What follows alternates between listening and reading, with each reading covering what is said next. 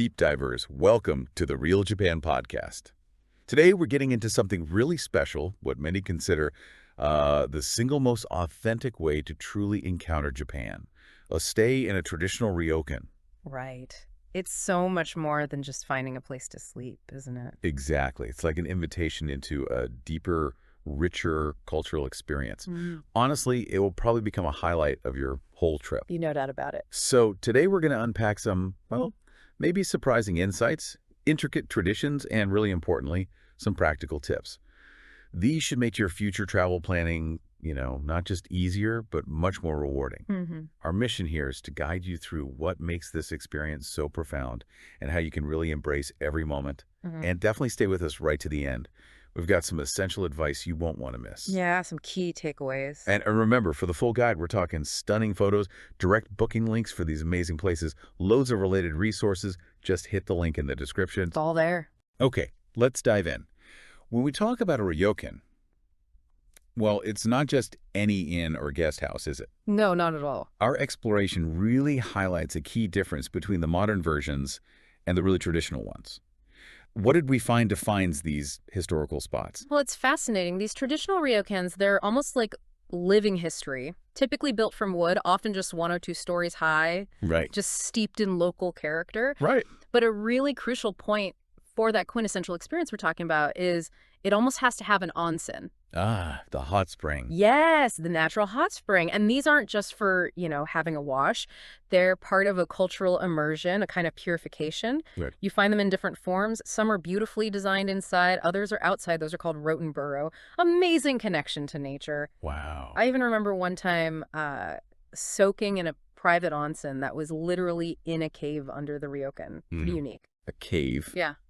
That really emphasizes the onsen's role then. Why is it so deeply embedded in this whole real Japan ryokan experience? It sounds like more than just a nice feature. Oh, absolutely. It's fundamental. The onsen sets this tone of relaxation and tradition right from the start.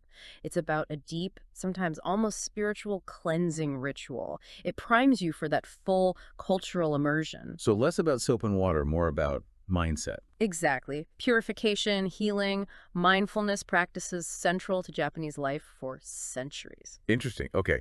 So beyond what it is, the material really emphasizes where it is. Ryokans are all over Japan, but the real gems seem to be in specific types of locations. Yeah, that came through strongly. The preference is definitely for rural options. Rural, okay. I think places nestled in the countryside, maybe overlooking farmland or, wide open natural landscapes or perched way up in the mountains. Right. A key thing is while you can find a traditional wooden inn, maybe in Tokyo or Kyoto, it usually doesn't give you that deep, tranquil, immersive feel we're focusing on here. The magic really happens when you escape the city buzz. That makes sense. And I guess that tranquility is affected by when you go. Ryokans are open all year, but are some seasons better? Or maybe some to avoid? Good question. Yes, the insights suggest certain seasons really elevate things. And one season, well, it can be tough. The strong advice is try to avoid summer. Oh, really? Why is that? It just gets incredibly hot, and the humidity is really high.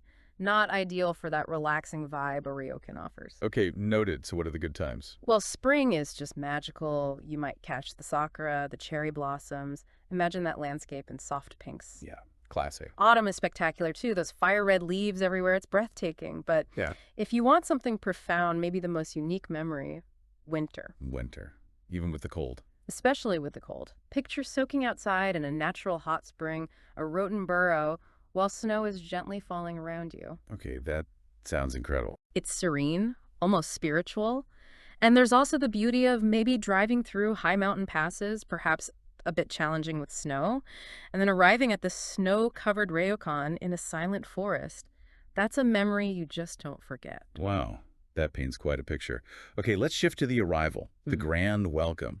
What's that like? What happens when you first walk in? Right. The experience starts the second you arrive. Staff, often in beautiful kimonos, greet you with a really warm irashimasu. It means welcome. A proper welcome. Yes. And one of the first cultural steps is you switch your outdoor shoes for indoor slippers. Oh, the shoe switch. Exactly. It's small, but it immediately shifts your mindset. You're entering this tranquil space. And a charming detail you often find, rooms might be named after flowers, not numbers. Oh, nice. Like the chrysanthemum suite. Precisely. Instead of just room 9, adds a bit of poetry, doesn't it? It does. That personal touch must make a real difference. What about the size of these places? Does that help enable this kind of service? Absolutely.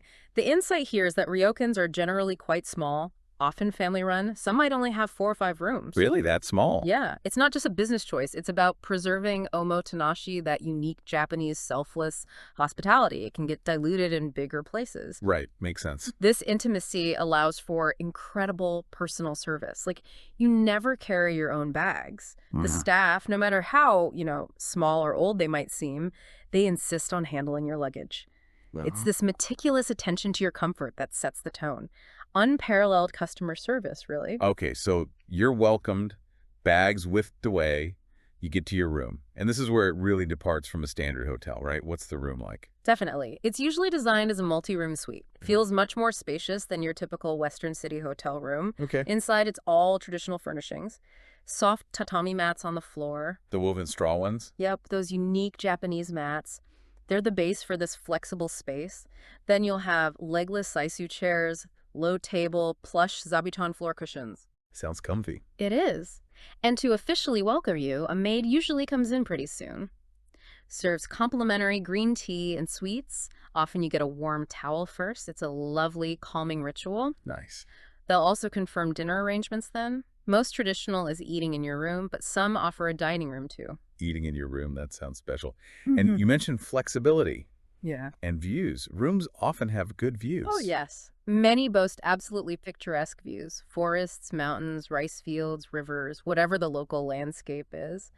And a real touch of luxury is sometimes having a private bath right in your suite. Even a room. Yeah. Some are cleverly designed, maybe in a corner with wooden screens that slide back on 2 sides. So your bath overlooks the countryside and it almost feels like you're bathing outside. Wow. And of course, you'll find your personal yukata laid out. The lightweight kimono. Exactly. Ready for you to change into and relax. So changing into the yukata, sitting on the tatami. Mm. What's the significance of embracing all that? Is it just about being comfortable? It's definitely deeper than just comfort.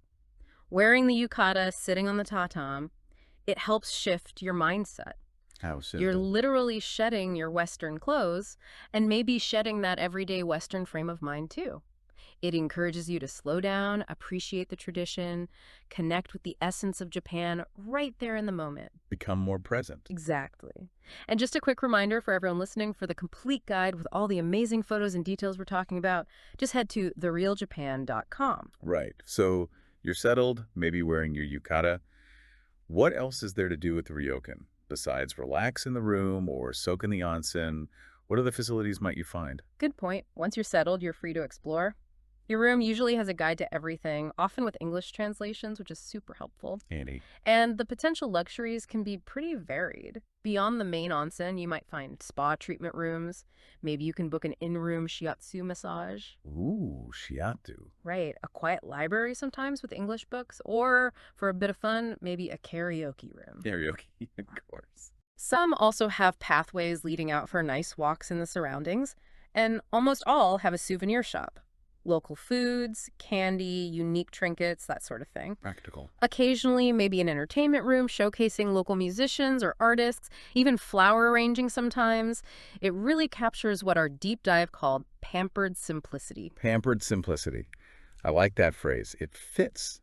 And it's not just the facilities outside the room. There's that quiet transformation inside the room, too, while you're out. Oh, yes, the magical transformation. It's one of the most enchanting parts of the omotenashi. While you're busy, maybe having dinner or enjoying the onsen, the maids come in discreetly. Uh-huh. You return, and almost like magic, your living space is now a cozy bedroom. Your futon mattresses are laid out, all made up. Ready for sleep. Exactly. And trust me, there's nothing quite like the weight of a heavy futon cover on a chilly night. So comforting. Sounds wonderful. Then in the morning, they're cleared away again, returning the room to its daytime setup. It really embodies that flexible living space idea. Payment, by the way, is usually handled on the last morning. Good to know. Now, after hearing all this, the cost question naturally comes up. A Ryokan stay, it's not always the cheapest option, is it? But what's the real value here? That's true. It's often an investment. But the key insight is that it's worth every penny for the cultural experience. Honestly, nothing gets you closer to the cultural heart of Japan and the Japanese people themselves like staying in a ryokan. It's that deep immersion again. Absolutely. And we'd highly recommend, if you can swing it, staying for more than one night.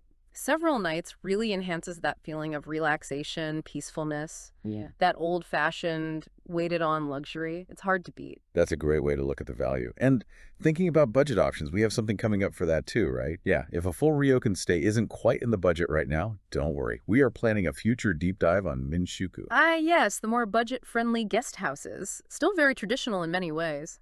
Exactly. So make sure you subscribe, and you won't miss that one. And another quick reminder, the complete guide, photos, links, all of it, therealjapan.com. Perfect. Now, to really help you maximize that ryokan stay, our deep dive pulled out a few really invaluable practical tips. Oh, good. Let's hear them. Okay, first, payment. Even if they take card details for booking security, some traditional places might still only accept cash for the final bill. Right. Cash is king sometimes. Worth checking beforehand so you're prepared. Second, those remote ryokans we mentioned. Many offer free pickup and drop off from the nearest station, bus stop, maybe even a ferry port. Food transfers. Nice. Usually complimentary, yeah. Definitely ask when you book. Saves hassle and maybe taxi fare. Good tip. Third, the food. Traditional kaiseki ryori meals, they're typically these elaborate multi-course banquets. A big draw for many Japanese guests is trying uncommon regional dishes. Sounds like an adventure. It is.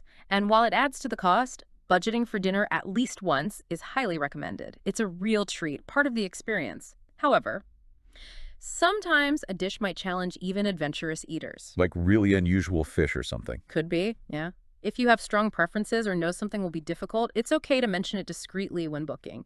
They might not do a full Western meal, but often they can substitute something, maybe beef, instead of a very esoteric raw fish dish. That's good to know. It's okay to ask. Definitely. And finally, early starts. If you need to leave before breakfast is served, just ask the staff the day before. They can often whip up a packed breakfast or a little picnic for you. Oh, a bento box, perhaps. Quite possibly. You might be pleasantly surprised what they prepare for you to take on your way. Those are some seriously useful tips.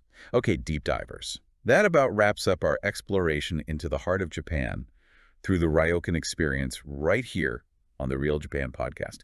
We've really seen the unique value and the truly transformative experience it offers. It's such a direct path to a deeper cultural connection.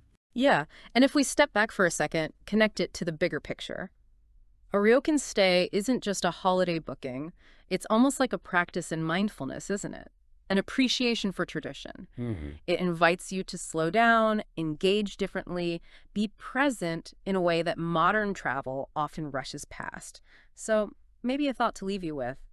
As you plan your own adventures, what aspect of traditional Japanese culture are you most excited to immerse yourself in next? Great question. And to delve even deeper into everything we discussed, remember those photos, the booking links, all the extra resources, just click the link in the description. It's all waiting for you. And for more great free Japan content sent straight to your inbox, do subscribe to therealjapan.com for Rob's Japan Travel Bulletin newsletter. It comes out every 2 weeks. Lots of good stuff in there. Absolutely. Until next time, everyone, keep exploring, keep questioning, and keep diving deep.